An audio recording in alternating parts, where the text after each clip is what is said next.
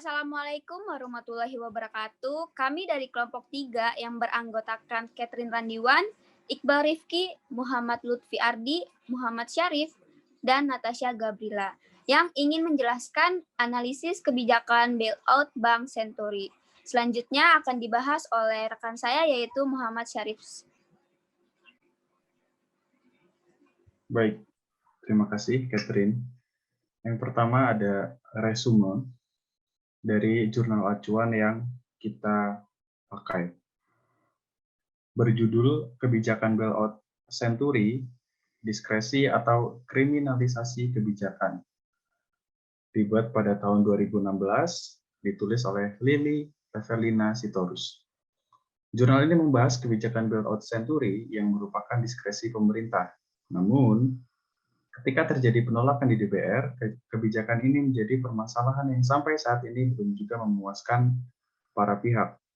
Keputusan pemerintah yang dimaksud dalam penelitian ini adalah kebijakan Menteri Keuangan dan Gubernur BI atas pengucuran dana ke Senturi yang dianggap berada dalam kondisi krisis dan berdampak sistemik yang seharusnya bisa dipertanggungjawabkan secara profesional.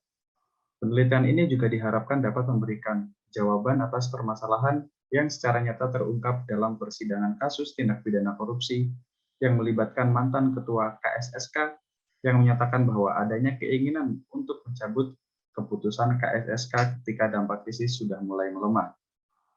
Jika melihat dari akar permasalahannya, kebijakan ini serupa dengan kebijakan yang terjadi ketika hal yang sama menimpa Amerika Serikat.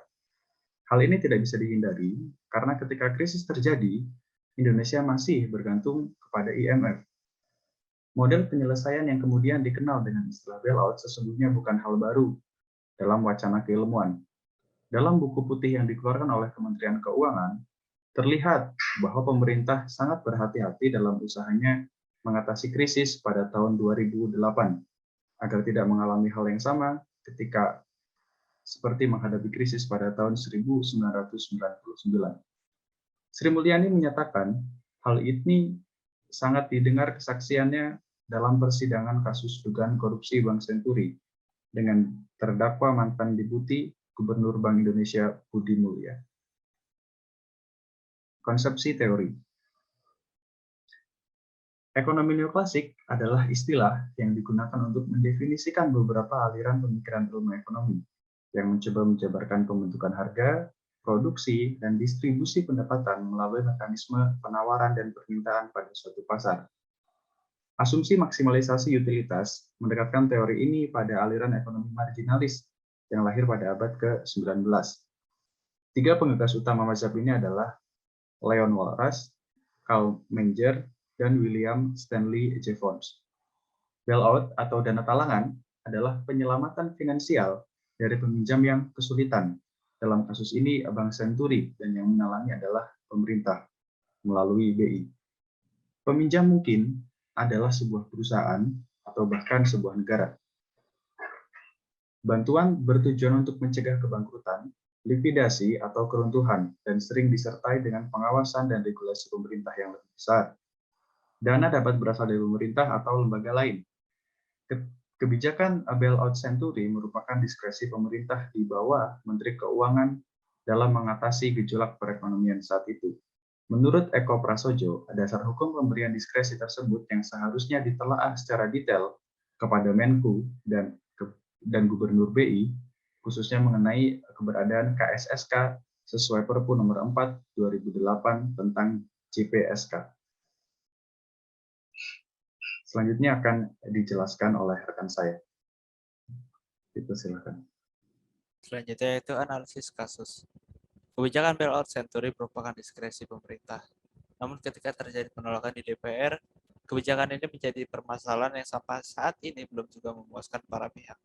Di sisi lain, krisis ekonomi merupakan suatu kenyataan yang terjadi di masyarakat. Pemerintah sebagai pihak pengambil kebijakan merasa memiliki kewenangan seperti diatur dalam peraturan perundang-undangan yang berlaku. Oleh karena itu, keputusan untuk mengadili kebijakan pemerintah dianggap sebagai bentuk kriminalisasi kebijakan. Dalam kasus ini, dari sisi setuju, dampak krisis sudah mulai sudah mulai melemah pada bulan Februari 2009. Selain itu ada beberapa aspek yang akan mempengaruhi perekonomian negara dikarenakan penutupan Bank Senturi. Sedangkan di sisi tidak setuju, yaitu ada bahaya yang bisa timbul terhadap APBN atau anggaran pendapatan dan belanja negara sesuai dengan pernyataan dari DPR. Kontroversi dimulai ketika DPR menolak peraturan pemerintah pengganti Undang-Undang atau Perpu Nomor 4 Tahun 2008 tentang Jaring Pengaman Sistem Keuangan atau JPSK. Perpu yang merupakan dasar hukum bagi kebijakan bailout Bank Senturi tersebut ditolak DPR dengan alasan ada bahaya yang bisa timbul terhadap anggaran pendapatan dan belanja negara atau APBN. Tetapi tidak bisa diambil tindakan hukum terhadap pejabat yang telah menyebabkan bahaya itu. Dua hal utama yang menjadi alasan penolakan Perpu JPSK adalah kedudukan Komite Stabilitas Sektor Keuangan atau KSSK yang dominan dalam menetapkan kondisi perekonomian tergolong krisis dan kewenangan yang diberikan kepada Menko untuk mengeluarkan dana ekstra atas nama krisis tanpa meminta izin kepada DPR. Kedua hal tersebut dapat menyebabkan imunitas pejabat publik yang menjalankan Perpu. Selain itu, Perpu tentang JPSK menyulitkan kontrol publik dengan menempatkan pengambilan keputusan hanya diserahkan kepada Menteri Keuangan dan Gubernur BI, sehingga berpotensi terjadi moral hazard. Keputusan KSSK memberikan peluang untuk menyalurkan kebijakan bailout Bank Senturi sebanyak 4 kali. Dalam kesaksiannya, Sri Mulyani menyatakan bahwa dampak krisis sudah mulai melemah pada bulan Februari 2009. Jika keputusan KSSK saat itu dapat dicabut, maka penyaluran kebijakan bailout Bank Senturi terhadap tahap ketiga dan keempat dapat dihindari. Selanjutnya kesimpulan yang akan dijelaskan oleh rekan saya. Kesimpulan, berdasarkan studi kasus yang kami lakukan bahwa kita melakukan intervensi bailout atau dana talangan kepada Bank Senturi. Selain itu, peran pemerintah juga dibutuhkan dalam hal bailout ini, dikarenakan adanya aspek penurunan kepercayaan nasabah. Bank Senturi yang memiliki 65.000 nasabah dikhawatirkan akan memicu kepanikan masyarakat jika terjadi masalah pelayanan. BI mengatakan ada kemungkinan rush akan terjadi pada bank lain karena adanya dampak psikologis nasabah terhadap penutupan Bank Senturi tersebut.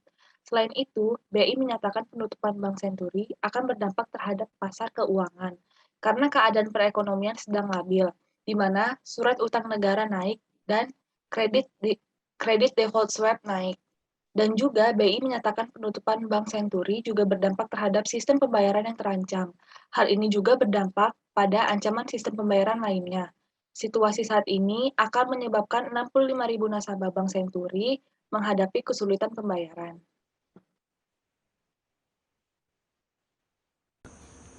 Sekian dari kelompok 3, kurang lebihnya mohon maaf.